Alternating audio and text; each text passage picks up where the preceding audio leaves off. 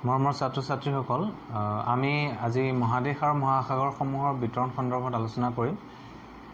আমাৰ সন্মুখত থকা এই পৃথিৱীখন আজিৰ পৃথিৱীখন, বৰ্তমানৰ পৃথিৱীখন, কিন্তু আজিৰ পৰা প্ৰায় 300 বা 250 নিযুত বছৰৰ পূৰ্বে পৃথিৱীখনৰ আচলতে এনে অৱস্থাত নাছিলে। আজি যিটো অৱস্থাত আছে, আমি আজি যদি চাওঁ, আমাৰ মহাদেশসমূহ আজি যিটো অৱস্থাত আমি পাইছোঁ, বা আমাৰ স্থলভাগেই হওক বা পৃথিৱীখনৰ জলভাগটোৱেই হওক, আজি যিটো অৱস্থাত আছে, আজিৰ পৰা বহু নিযুত বছৰৰ আগতে আচলতে এইটো অৱস্থাত নাছিলে। এই কথা বিজ্ঞানসন্মতভাৱে আমি মহাদেশীয় বিস্থাপন বা সঞ্চাৰণ সূত্ৰ, সেই সূত্ৰটোৰ পৰা আমি পাইছোঁ। আৰু এই সূত্ৰটো আগবঢ়াইছিলে আলফ্ৰেড ৱেগনাৰে আগবঢ়াইছিলে। আৰু এই মহাদেশীয় বিস্থাপন বা সঞ্চাৰণ যিটো সূত্ৰ, ইংৰাজীত কণ্টিনেণ্টেল ড্ৰিফ্ট থিয়ৰী বুলি কোৱা হয়, সেই অনুযায়ী পাৰমিয়ান যুগত, পুৰাজীৱীয় কল্পৰ পাৰমিয়ান যুগত পৃথিৱীৰ যিটো স্থলমণ্ডল সেইটো একত্ৰিত হৈ আছিলে। আৰু সেই একত্ৰিত হৈ থকা যদি আমি ৰূপটো চাবলৈ যাওঁ, এইটো এনেদৰে আছিলে। এইখন পৃথিৱী আছিলে আজিৰ পৰা 300 নিযুত বছৰ আগৰ পৃথিৱীখন। আৰু ইয়াত স্থলভাগটো একেলগ হৈ থকা আমি দেখিছোঁ। ইয়াত গোটেই স্থলভাগটোৱে আচলতে একেলগ হৈ আছে। আৰু জলভাগটো এটা বিশাল আকাৰত জলভাগটো আমি দেখিছোঁ। এই যে স্থলমণ্ডল যিটো আছে, এই স্থলমণ্ডলটো পেনজিয়া বুলি কোৱা হয়। আৰু ইয়াৰ চাৰিওফালে যিটো জলমণ্ডল আগুৰি আছে, এই আগুৰি থকা জলমণ্ডলটোক কোৱা হয় পান্থালাছা।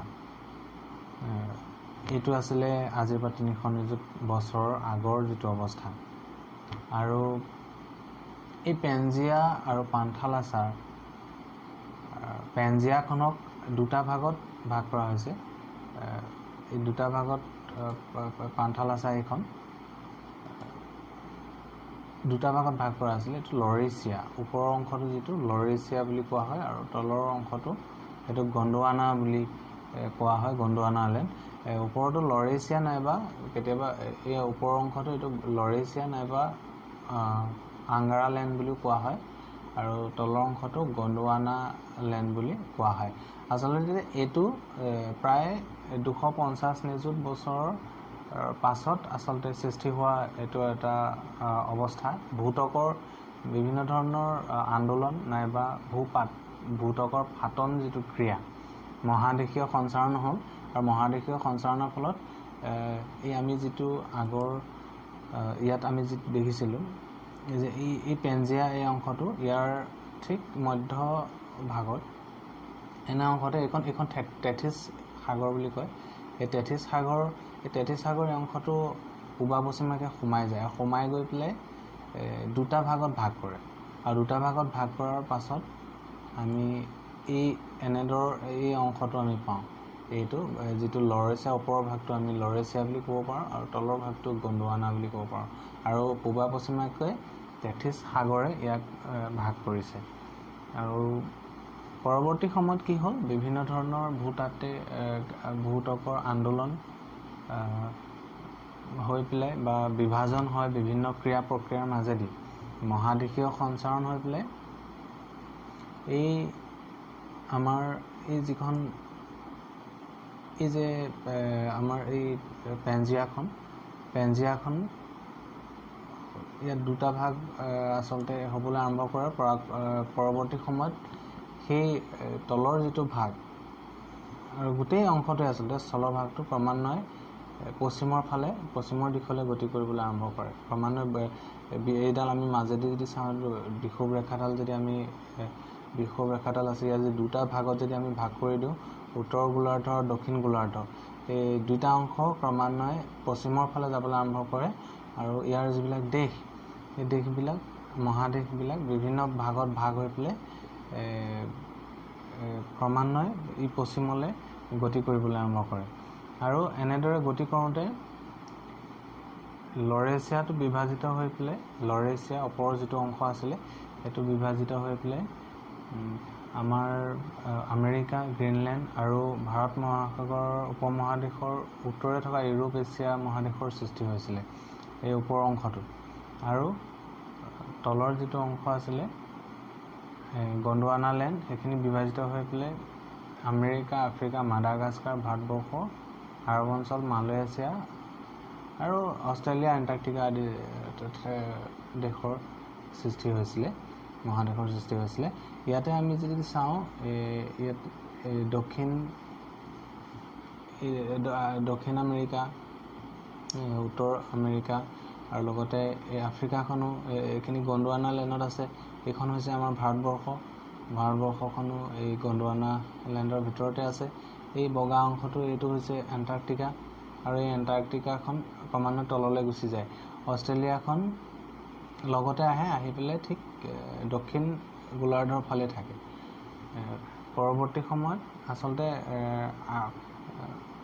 সেই সময়ত পৃথিৱীখনৰ দক্ষিণ গোলাৰ্ধৰ ফালে পেনজিয়াৰ অংশটো বেছি আছিলে কিন্তু পৰৱৰ্তী সময়ত দেখা গ'ল দক্ষিণ গোলাৰ্ধৰ পৰা ঠিক উত্তৰ ফাললৈ গতি কৰিলে বা পশ্চিম দিশলৈ গতি কৰিলে আৰু পৰৱৰ্তী সময়ত আমি দেখোঁ স্থলৰ ভাগটো প্ৰায় উত্তৰ গোলাৰ্ধৰ ফালেহে আচলতে বেছিভাগ থাকিলে দক্ষিণ গোলাৰ্ধৰ ফালে খুব কম অংশ আচলতে দক্ষিণ গোলাৰ্ধৰ ফালে থাকিলে আমি যদি চাওঁ যিটো ইয়াত যদি এইখন পৃথিৱীখন ইয়াৰ মাজতে যদি বিষুৱ ৰেখাডাল যদি এইফালে আমি টানি দিওঁ তেতিয়াহ'লে আমি দেখিম যে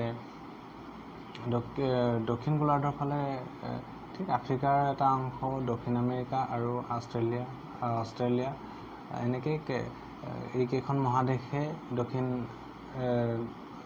গোলাৰ্ধৰ ফালে আছে কিন্তু উত্তৰ গোলাৰ্ধৰ ফালে বাকী মহাদেশসমূহ সৰহভাগ আছে কিন্তু জলমণ্ডলৰ ক্ষেত্ৰত কিন্তু তাৰ ঠিক বিপৰীত আমি বিপৰীত এটা দৃশ্য দেখিবলৈ পাওঁ যিহেতু বৰ্তমানৰ মহাসাগৰৰ সৰহভাগ প্ৰায়